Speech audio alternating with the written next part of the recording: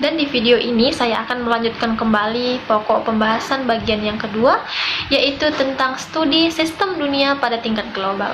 Di antara tiga aliran perkembangan yang dominan, perspektif sistem dunia adalah satu-satunya yang bersikeras mengambil seluruh dunia sebagai unit analisis.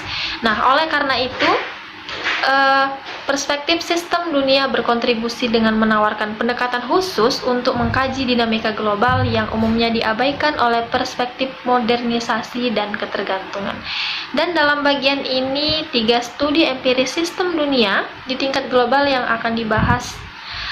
Di antaranya yang pertama, Wallerstein tentang fase penurunan ekonomi dunia kapitalis selama krisis abad ke-17. Kemudian pada bagian yang kedua yaitu tentang gelombang panjang kolonialisme, dan yang ketiga tentang pola global gerakan buruh. Dan ketiga studi ini menggambarkan bagaimana asumsi dasar perspektif sistem dunia membentuk agenda penelitian, metodologi, basis data, dan temuan peneliti sistem dunia. Dan berdasarkan premis bahwa proses ekonomi di dunia modern berlangsung dalam kerangka ekonomi dunia kapitalis. Kemudian Wallerstein telah meneliti dampak dari siklus logistik dari tahun 1450 hingga tahun 1750. Ritme siklus ini penting karena memberikan bukti keberadaan ekonomi dunia kapitalis. Oleh karena itu, tidak seperti siklus sebelumnya pada akhir abad pertengahan. Ekspansi dan kontraksi yang terjadi kurang lebih seragam di seluruh Eropa. Siklus ini menunjukkan pola perkembangannya asimetris di berbagai zona Eropa. Misalnya, aparatus politik diperkuat di Eropa Barat dan melemah di Eropa Timur. Kemudian, kewajiban feodal diperkuat di Eropa Timur atau perhambaan kedua, tetapi melemah lebih jauh di Eropa Barat Laut. Kemudian, gelombang panjang kolonialisme. Menurut Bergesen, kebanyakan studi tentang kolonialisme dilakukan dari sudut pandang inti atau dari sudut pandang pinggiran. Dan jarang sekali kolonialisme diperiksa dari sudut pandang inti dan pinggiran. Sebagai penghubung struktural di antara inti dan pinggiran, kolonialisme dapat dilihat sebagai milik ekonomi dunia kapitalis secara keseluruhan. Oleh karena itu, tujuan studi ini adalah untuk menetapkan kolonialisme sebagai dinamika kolektif yang khas dari ekonomi dunia kapitalis, dan untuk menjangkarkan analisis kolonialisme pada tingkat yang jauh lebih tinggi daripada masyarakat nasional yang terpisah.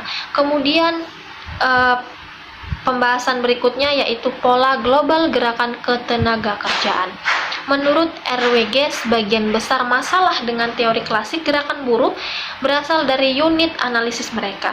Studi klasik sebagian besar didasarkan pada sejarah gerakan buruh nasional dan lokal yang biasanya mencakup periode waktu yang relatif singkat dan bagian dunia yang sempit.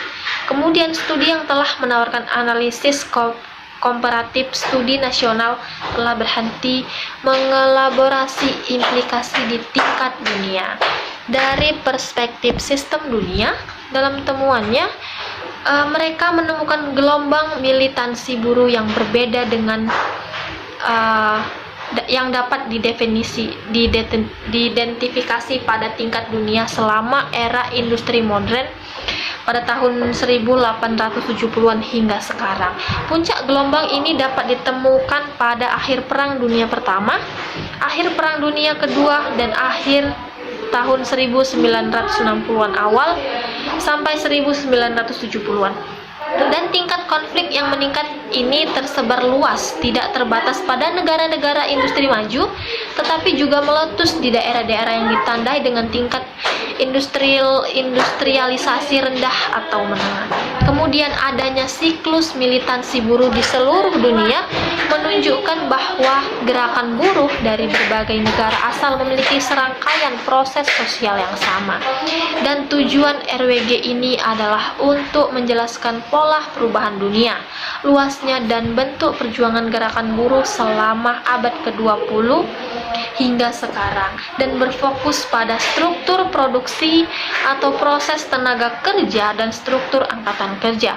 RWG telah mengembangkan dua hipotesis untuk menjelaskan bagaimana kedua struktur ini mempengaruhi sifat gelombang PLM dan SLM.